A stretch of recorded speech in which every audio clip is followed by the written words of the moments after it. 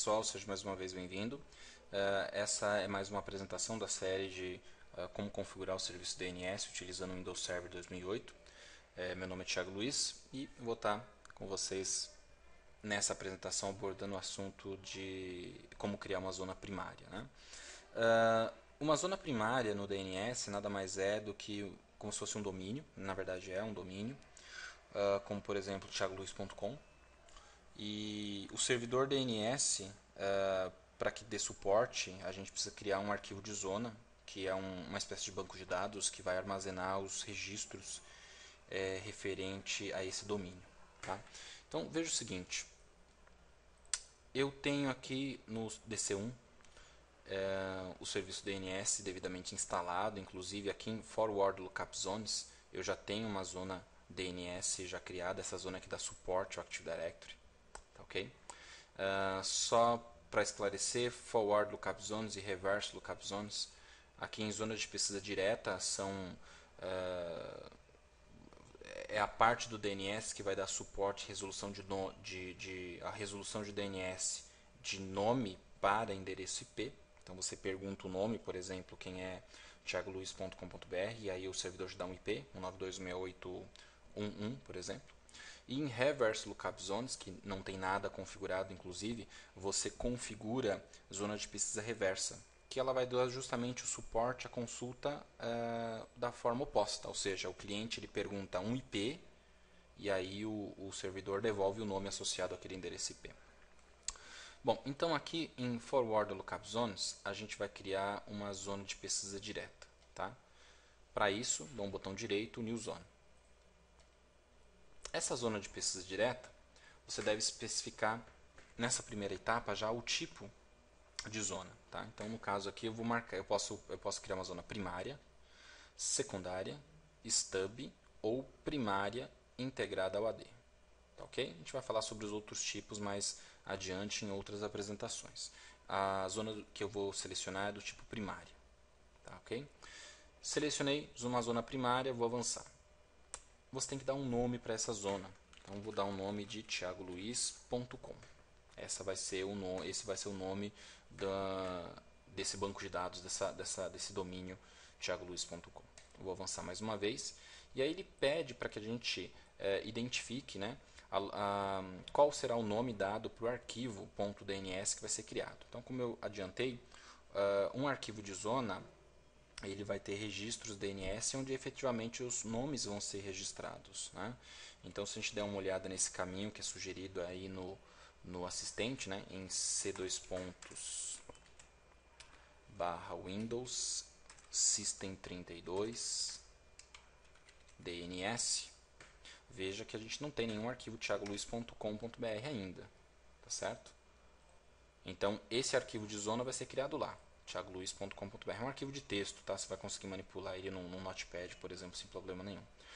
Se você já tivesse esse arquivo de zona criado, vamos supor que você está trazendo o DNS de um servidor não Microsoft, como o DNS é um serviço padronizado, então o arquivo ele é o mesmo. Tá? Então, a mesma forma que um arquivo de zona é escrito aqui no Server 2008, ele vai ser escrito num Linux, seja qual versão for.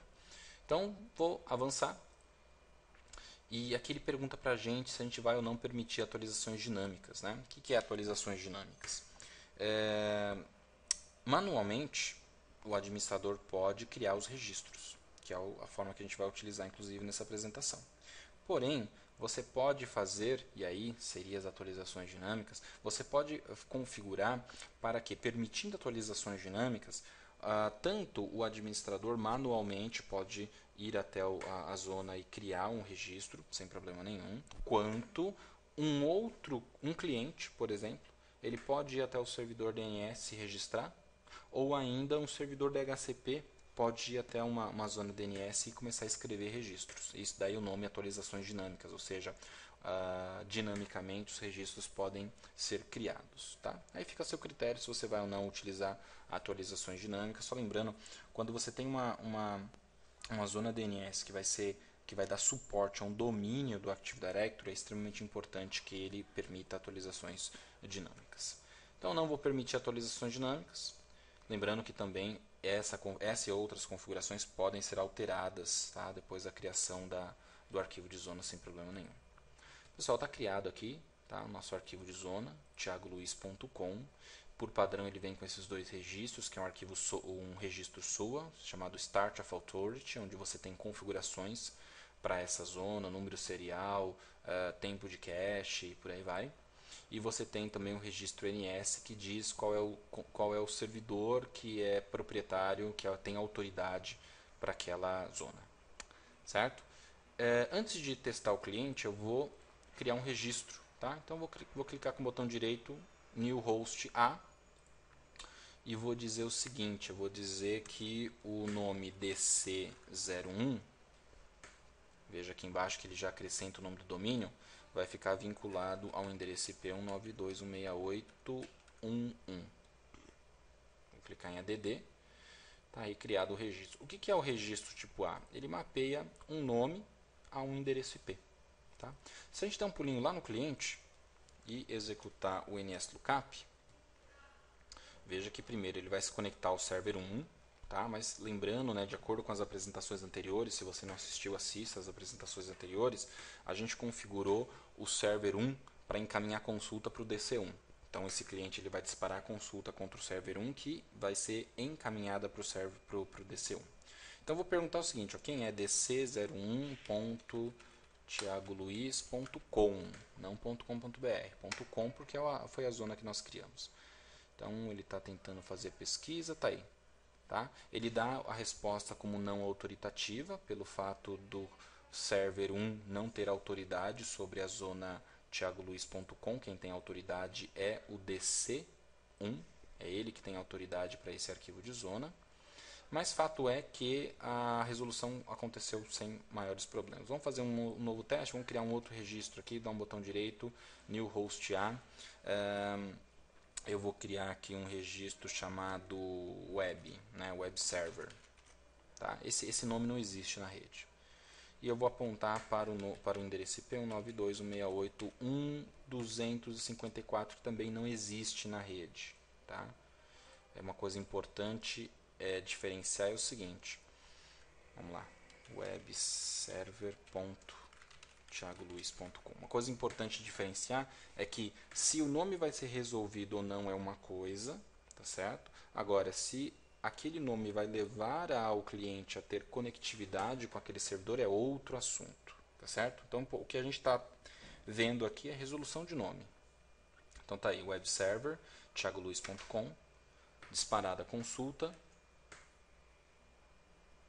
resolvida, tá aí, então tá funcionando perfeitamente essa minha zona primária e os dois registros que eu criei lá dentro funcionando perfeitamente. Um outro detalhe a ressaltar é o seguinte, o servidor server 1 ele está no meio desse contato entre o cliente e o controlador de domínio. Então você tem cliente, server 1 e DC1. Se a gente abrir o DNS aqui no server 1 e clicar em Cache Lookups, a gente vai perceber que aquelas consultas feitas elas vão sendo armazenadas em cache aqui no server 1. Tá? Então o server 1 é um servidor cache, um servidor DNS cache. Ele vai armazenar esses dados. Se você quiser inclusive zerar um cache DNS também, simples, basta dar um botão direito, Clear Cache. Esse cache vai ser zerado. Porém, à medida que novas solicitações de consulta vão chegando ao servidor server 1, ele novamente faz o encaminhamento de consulta, devolve a resposta para o cliente e grava a informação em cache novamente. Veja aí. Olha o .com, olha o Thiago Luiz e dentro dele o web server. Tá legal? Bom, pessoal, nessa apresentação eu mostrei como criar uma zona primária. Tá certo? Tanto a criação dela, a criação de alguns registros, alguns testes de resolução de nome junto ao cliente. E nas próximas apresentações eu vou mostrar também como criar uma zona reversa, como criar uma zona secundária, uma zona stub integrada e assim por diante. Tá? Espero que você tenha gostado. Se você teve alguma dúvida nessa apresentação, basta deixar um comentário exatamente onde você está assistindo essa apresentação. E caso você tenha dúvida nas outras apresentações, faça da mesma forma. Se você não assistiu às apresentações anteriores, assista.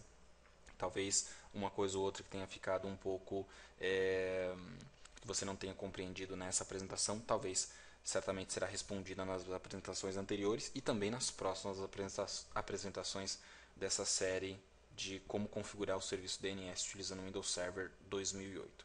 Mais uma vez agradeço pela sua audiência, por assistir essa e as outras apresentações e até a próxima apresentação. Até lá.